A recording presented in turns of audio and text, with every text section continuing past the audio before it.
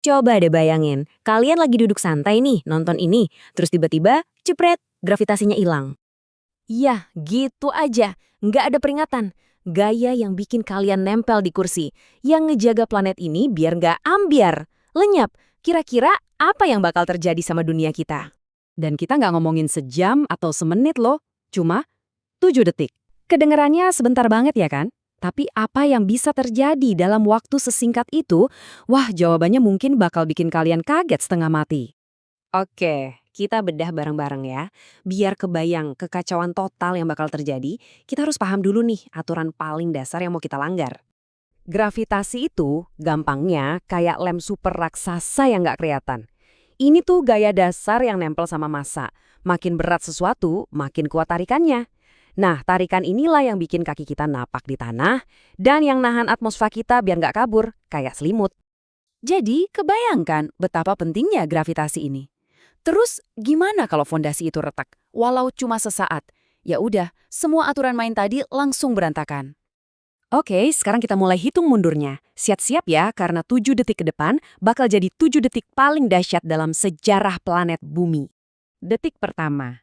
Tiba-tiba, semua yang nggak nancep ke tanah, kalian, aku, mobil di jalan, gedung-gedung, langsung jadi enteng dan mulai ngambang ke atas. Tapi tunggu dulu, ini bagian paling gilanya. Kita nggak cuma ngambang lurus ke atas. Ingat kan, bumi itu muter kencang banget, lebih dari 1.600 km per jam. Nah, kita tuh bawa kecepatan itu. Artinya, kita bakal kelempar ke samping dengan kecepatan ratusan meter per detik, nggak terkendali sama sekali. Masuk detik kedua dan ketiga, selimut atmosfer kita karena udah nggak dipegangin lagi sama gravitasi, mulai bocor. Menyebar gitu aja keluar angkasa yang dingin. Udara yang kita butuhin buat napas menipis drastis.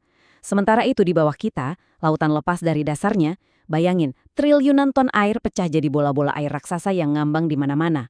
Pemandangan yang aneh banget, sekaligus mengerikan. Di titik ini, nggak ada lagi yang namanya atas atau bawah. Dan dari detik ke-5 sampai ke-7, kekacauannya jadi level kosmik. Bulan, yang tadinya setiang orbit, sekarang bebas. Mulai melayang menjauh dari bumi. Ribuan satelit kita jadi kayak peluru nyasar raksasa yang melesat entah kemana. Intinya gini, dalam waktu yang lebih singkat dari kita sekali narik napas, semua tatanan dunia kita, dari darat sampai luar angkasa, benar-benar hancur lebur. 7 detik selesai. Tapi jangan lega dulu. Justru, horor yang sebenarnya baru aja mau dimulai. Tiba-tiba, klik. Kayak saklar lampu dinyalain lagi, gravitasi balik. Dan semua yang tadi ngambang, sekarang harus jatuh. Semuanya, bareng-bareng. Ini nih yang memicu efek domino kehancuran yang nggak bisa dihindari. Bola-bola air raksasa tadi jatuh, bikin tsunami setinggi ribuan meter. Kerak bumi yang dihantam semua benda itu bakal retak, memicu gempa bumi dengan skala yang nggak pernah kita bayangin. Atmosfer yang jatuh juga menciptakan gelombang kejut super kuat yang bakal muterin planet berkali-kali. Kesimpulannya, suram.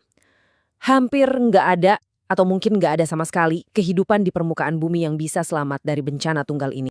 Oke, tarik napas dulu. Setelah ngebayangin semua kengerian itu, penting buat kita bertanya. Sebetulnya, apa sih pelajaran yang bisa kita ambil dari eksperimen pikiran ini? Pelajaran utamanya ini.